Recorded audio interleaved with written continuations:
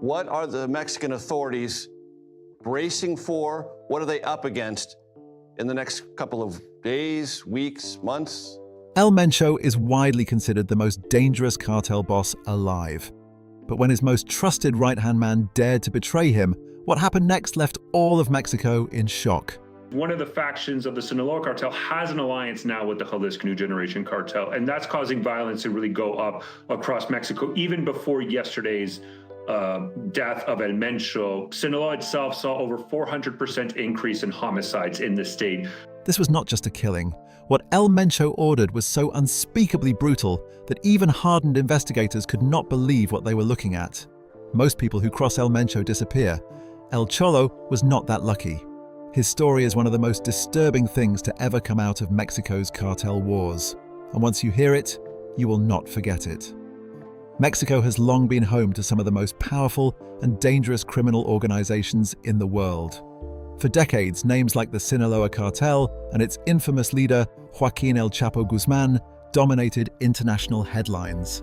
But while El Chapo has been sitting in a United States federal prison since 2019, another cartel has been quietly and violently filling the power vacuum he left behind. That cartel is the Jalisco New Generation Cartel, known in Mexico by its Spanish initials CJNG. And its leader, a man who goes by the name El Mencho, has built a criminal empire so brutal, so calculated, and so deeply entrenched in fear that many analysts now consider it the most dangerous cartel operating in Mexico today. This is not just a story about drugs, money, or territory. It is a story about power, loyalty, and what happens when both of those things fall apart. At the center of it all is a man named Carlos Enrique Sanchez Martinez, better known by his alias El Cholo. His story is one of the most disturbing tales to come out of Mexico's ongoing cartel wars, and understanding it requires first understanding the world he lived and died in. To make sense of how things got this bad, you have to go back a little. Mexican drug cartels have existed in various forms since at least the 1980s, but the nature of cartel violence changed significantly in the early 2000s. For a long time, cartels operated more like criminal businesses. Violence was used, of course, but it was largely a tool, a means to protect routes, settle disputes, and send warnings. That began to change when a group known as Los Zetas entered the picture. Los Zetas were not your typical cartel members.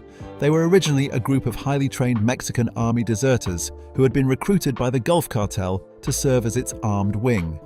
These were men with military training, tactical knowledge, and a willingness to use extreme violence in ways that had not been seen before in organized crime in Mexico. They introduced a level of discipline and brutality to cartel warfare that completely shifted the landscape. According to security analysts who have studied the group extensively, Los Zetas were the first cartel to treat violence as a goal in itself rather than simply a means to an end. They handed out medals to their most brutal members.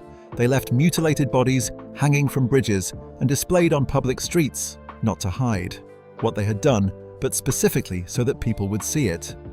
The message was deliberate. This is what happens to those who stand against us. This shift had a ripple effect across every major criminal organization in Mexico.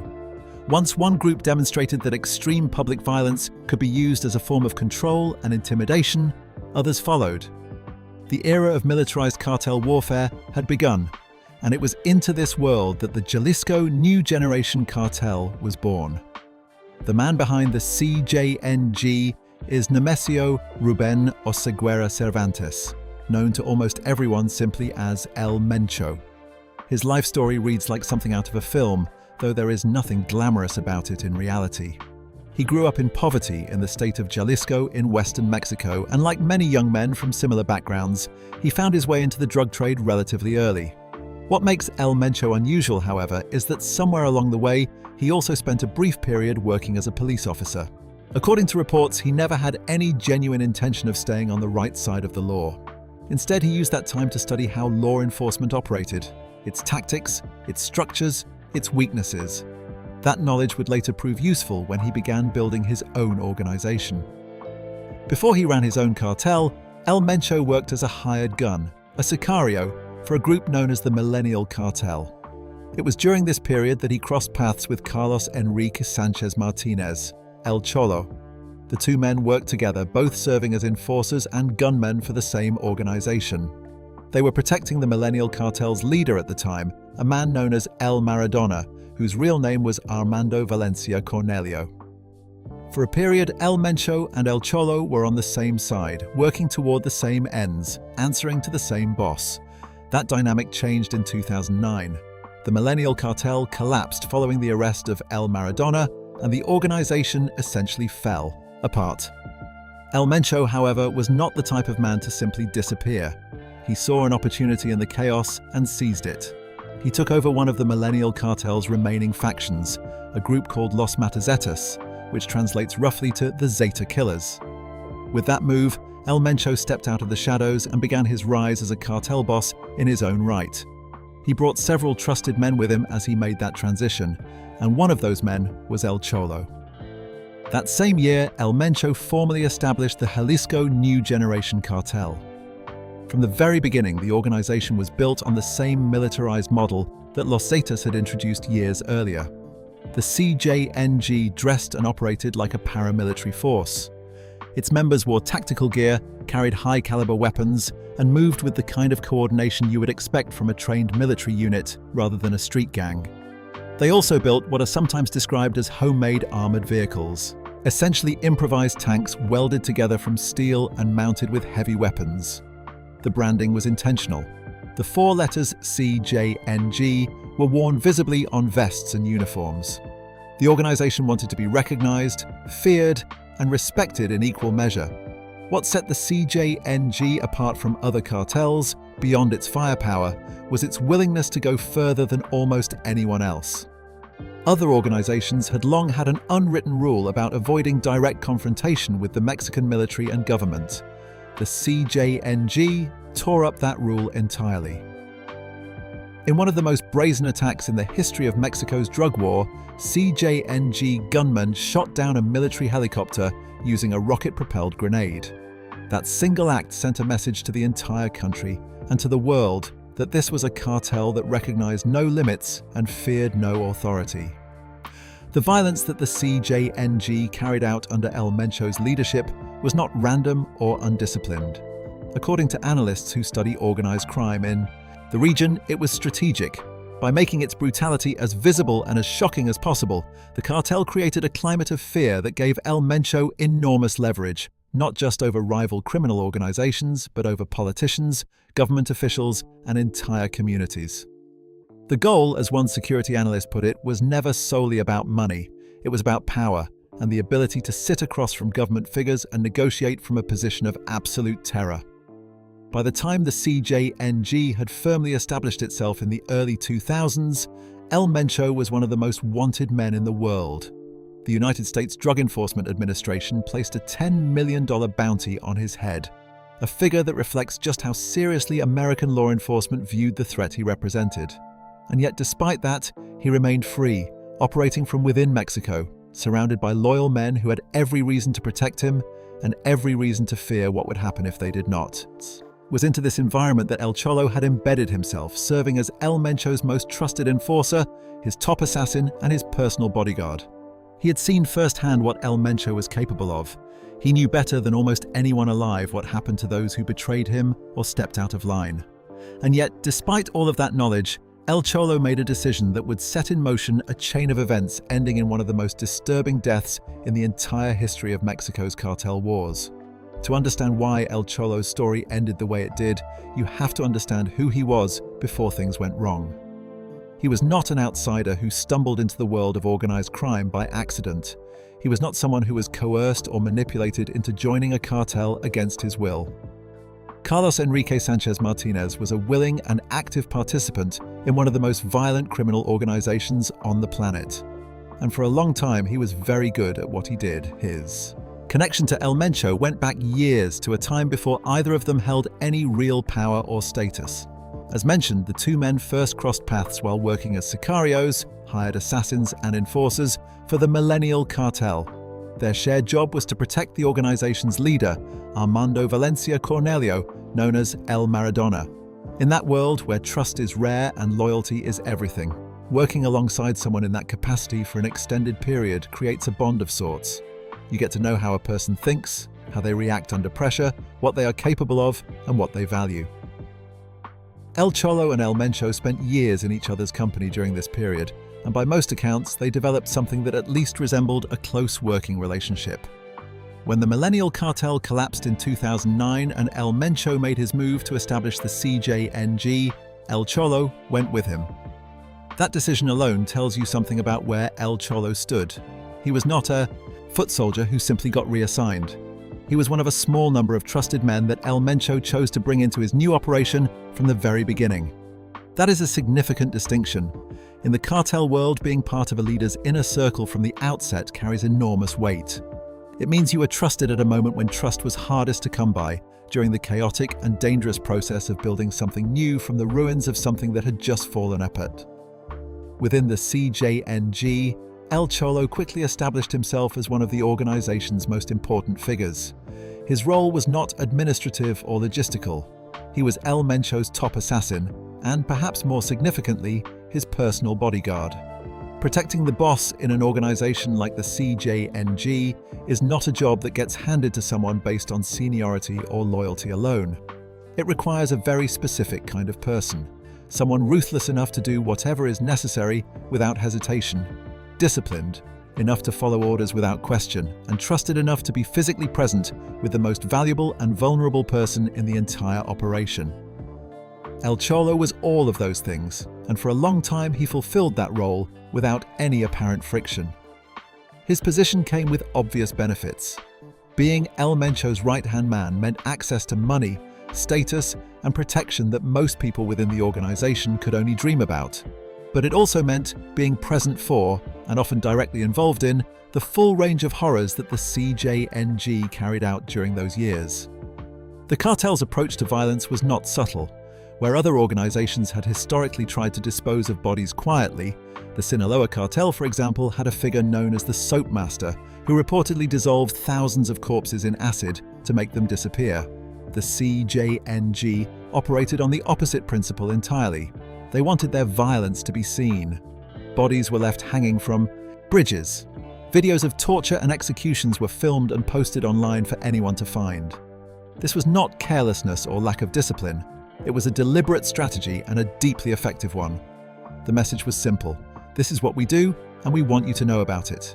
Fear in El Mencho's organization was a resource just as valuable as money or weapons. The more people feared the CJNG, the less likely they were to resist it, report it, or cooperate with anyone trying to bring it down. El Cholo was an active participant in this machinery of terror. As El Mencho's top assassin, he was not standing at a distance from the violence. He was at the center of it. It is worth pausing here to consider what kind of environment that creates for the people operating within it. When extreme violence is normalized, when it becomes part of daily routine, it shapes the way people think about power, about authority, and about the rules that govern their world. For El Cholo, working so closely with El Mencho for so many years meant that he had an unusually detailed understanding of how the cartel functioned. He knew its methods, its strategies, and its vulnerabilities. He knew which decisions El Mencho made and why. He knew how the organization responded to threats, both internal and external. In a different context, that kind of institutional knowledge would be a professional asset. In the CJNG, it would eventually become the thing that made El Cholo dangerous. Because somewhere along the line, El Cholo's perspective began to shift. The man who had spent years following orders without question, who had built his entire career on being the kind of person El Mencho could rely on absolutely, started to develop his own opinions about how things should be done. Those who have studied the dynamics of criminal organizations note that this kind of thing is not unusual, particularly among individuals who rise to positions of significant power within a cartel. When you are trusted, with major responsibilities, when you are physically close to the decision-making process, it can become difficult to see yourself purely as a subordinate. El Cholo had been present for so many of El Mencho's choices over the years that he began to feel, perhaps, that he had earned the right to weigh in on them. This is where the relationship between the two men started to develop cracks. El Mencho ran his organization in the way that many authoritarian leaders, criminal or otherwise, tend to run things. There was a clear and absolute hierarchy. And at the top of that hierarchy was one person whose word was final. El Mencho did not operate by consensus. He did not invite debate or discussion about his decisions. According to those familiar with how the CJNG functioned internally, he operated more like a military commander than a business partner. You received your orders and you carried them out. That was the deal, and it was not open to renegotiation. For a long time, El Cholo had been perfectly comfortable with that arrangement, but as the years passed, he seems to have grown less comfortable with simply following instructions and more interested in exercising his own judgment. People who knew him have described him as someone who carried himself with the confidence and authority of a military general, someone who believed that his experience and his track record earned him a degree of autonomy that most of El Mencho's other men did not have. Whether El Mencho ever gave him any reason to believe that was genuinely the case, or whether El Cholo simply convinced himself of it, is not entirely clear. What is clear is that the two men's expectations of what their relationship looked like had begun to diverge in a significant and ultimately fatal way. The tension between them did not erupt immediately or dramatically. It built slowly, the way these things often do, through a series of small moments and quiet disagreements that accumulated over time. El Cholo was no longer the uncomplicated, unquestioning enforcer he had once been. He had opinions. He pushed back. He was, in the language of the cartel world, no longer simply a yes man. And in an organization built entirely on the principle of absolute obedience to one man's authority, that was not a neutral thing to be. It was a threat. El Mencho, for all his brutality and volatility, was also described by those who studied him as a deeply strategic thinker. He did not act impulsively. He planned carefully. He calculated consequences, and he was acutely sensitive to anything that might be interpreted as a challenge to his authority. A right-hand man who was starting to question his methods, who was beginning to see himself as something closer to an equal than a subordinate, would have registered as exactly that kind of challenge. Not necessarily as something requiring immediate action, but as a problem that needed to be monitored, managed, and ultimately resolved. By the time the two men's relationship had deteriorated to the point of open conflict, El Cholo had spent the better part of 2 decades in El Mencho's world. He had seen things that very few people had seen and survived. He had carried out acts of violence on El Mencho's behalf that most people could not bring themselves to imagine. And yet, despite all of that history, despite knowing better than almost anyone what El Mencho was capable of when he felt betrayed, El Cholo made a choice that put him on a direct collision course with the most dangerous man in Mexico.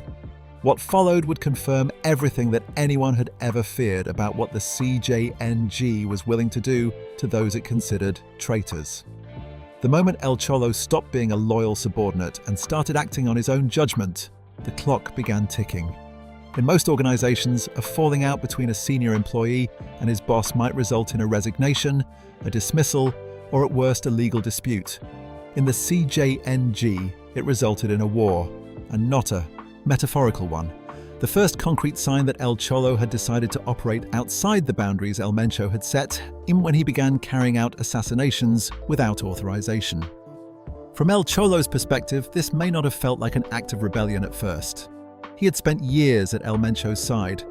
He understood the organization's logic and priorities better than almost anyone. He knew which people posed a threat and which ones needed to be dealt with. In his mind, he was simply doing what needed to be done, applying the knowledge and experience he had accumulated over nearly 2 decades. He did not see himself as going rogue. He saw himself as exercising the kind of judgment that his position had always implicitly demanded. El Mencho saw things very differently. For a man who built his entire organization on the principle of absolute control, unauthorized killings were not a minor procedural issue. They were a direct challenge to his authority. It did not matter that El Cholo had been with him from the beginning, or that the targets he chose might have been people El Mencho himself would have eventually ordered killed. What mattered was that someone within his own inner circle had decided that they no longer needed to ask permission. That kind of behavior, left unchecked, has the potential to unravel everything. If El Mencho allowed one person to act unilaterally, others would follow. The entire structure of fear and obedience that kept the CJNG functioning depended on there being no exceptions to the rule.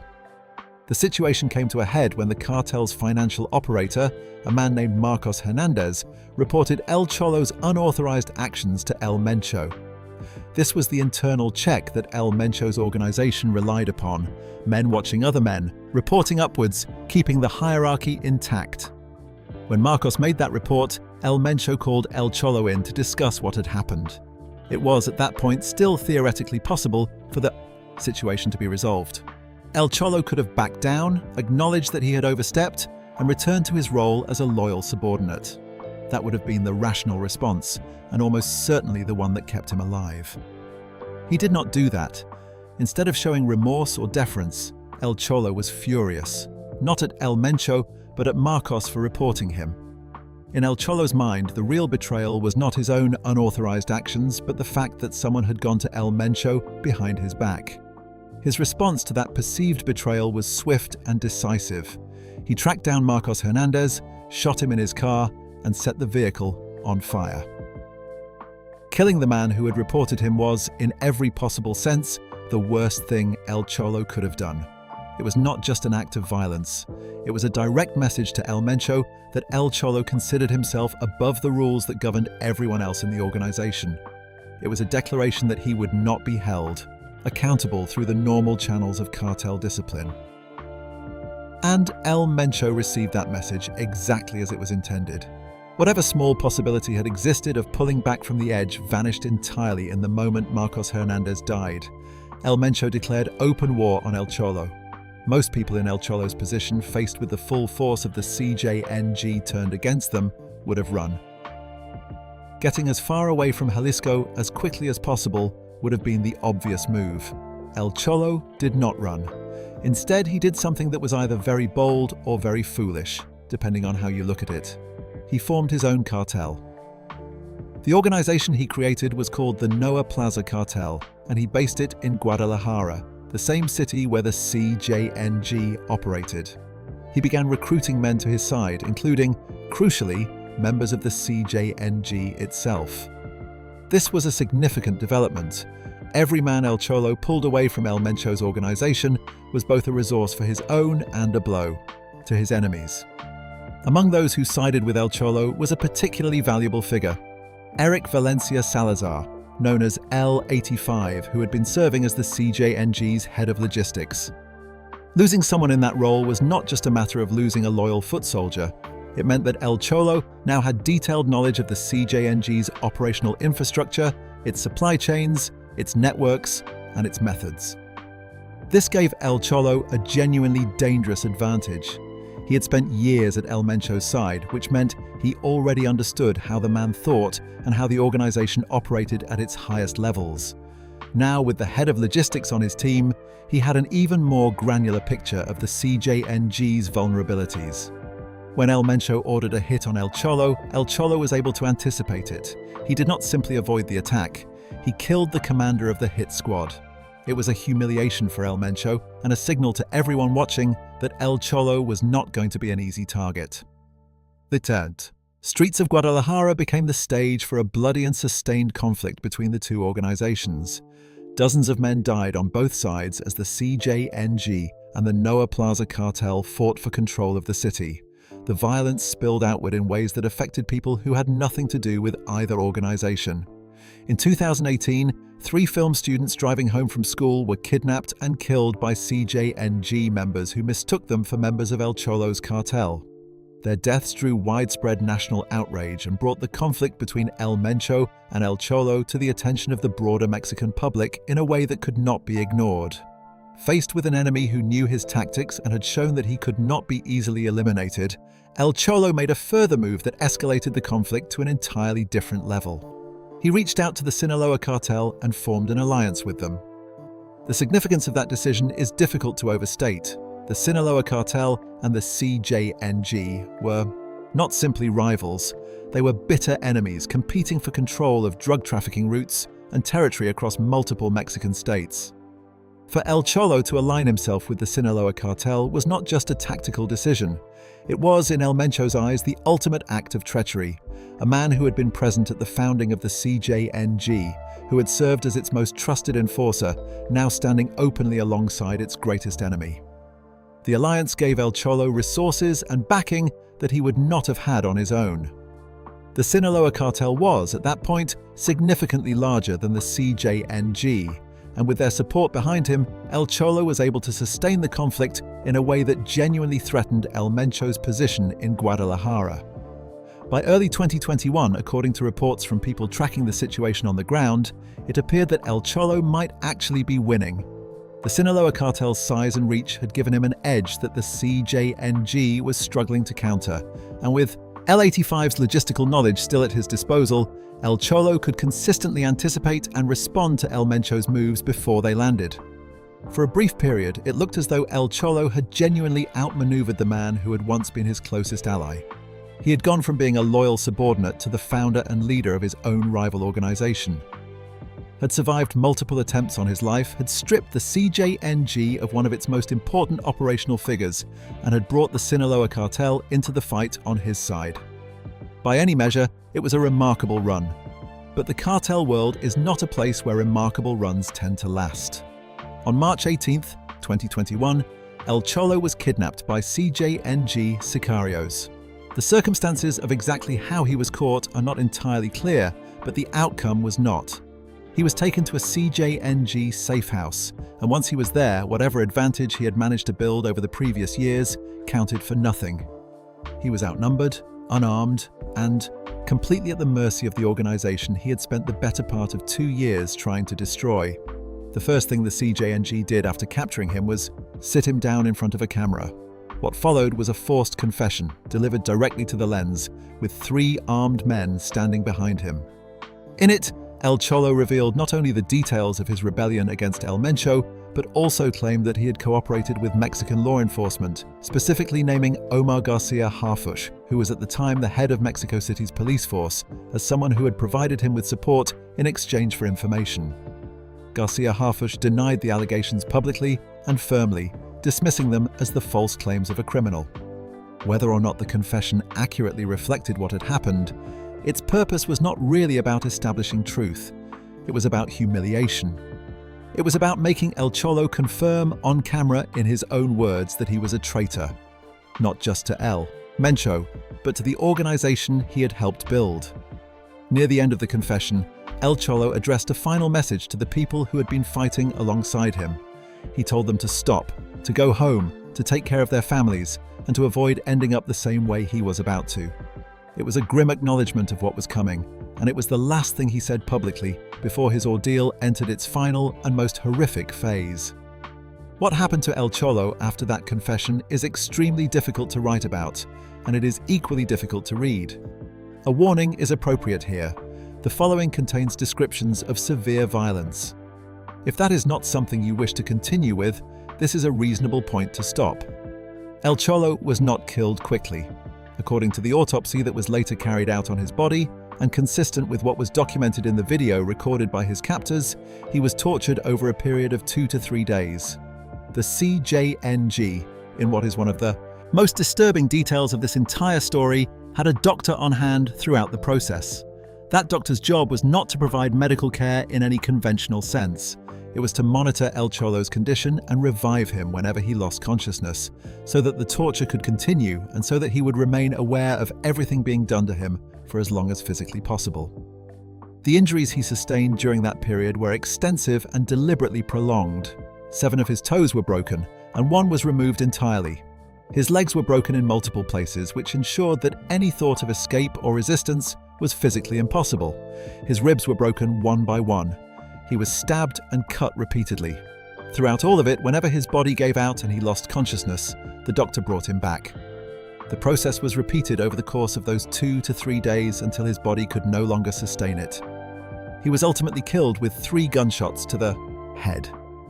Given everything that had preceded it, that final act must have come as a relief in the most tragic sense of the word. A few days after his death, El Cholo's body was found in Hardened, Hidalgo, a public area in Zapopan, in the state of Jalisco.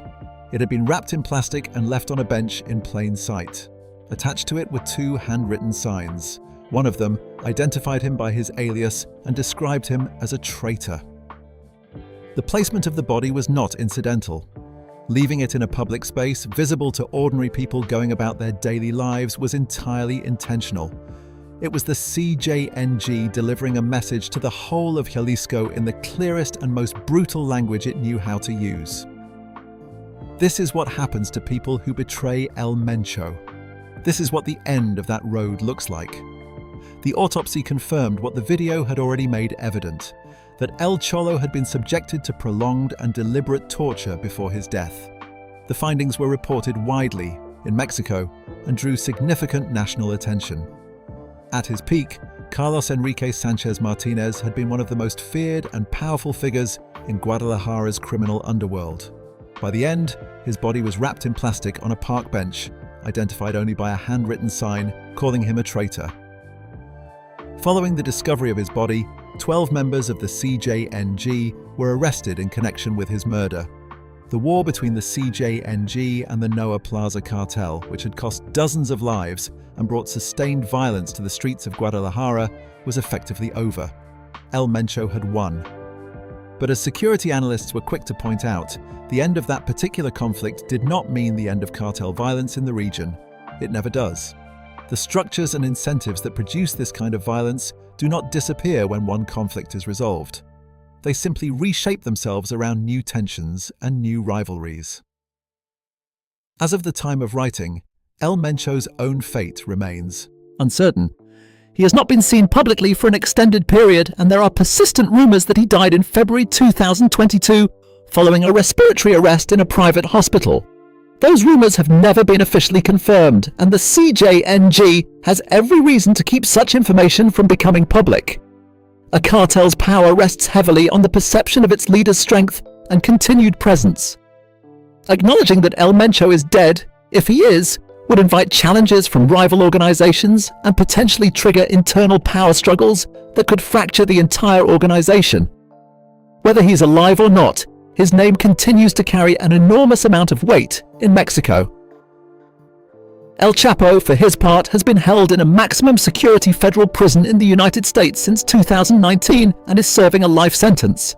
The era of his dominance over Mexican organized crime has passed, but the world he helped build continues to operate without him. What El Cholo's story ultimately illustrates is something that analysts and researchers who study organized crime have noted repeatedly. In a criminal organization built entirely on fear and absolute authority, there is no such thing as a trusted friend, no matter how long the relationship or how much has been shared. El Cholo knew El Mencho better than almost anyone. He had been present at the founding of the CJNG. He had carried out some of its most significant acts of violence. And none of that counted for anything once he stepped outside the boundaries that El Mencho had drawn. Security analyst David Salo, commenting on the broader landscape of cartel violence in Mexico, noted that bodies left on public display, hanging from bridges, or left in public spaces with identifying signs, have become a routine part of daily life in many parts of the country. That normalization is perhaps the most troubling aspect of all of this.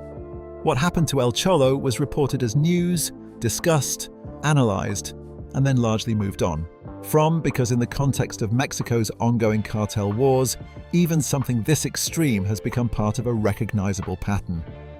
Carlos Enrique Sanchez Martinez made choices throughout his life that led him to the place where he ended up. That is true, but the world that produced those choices, the world that made the CJNG possible and allowed El Mencho to operate the way he did for as long as he did, is a much larger and more complicated problem than any one-man story can contain.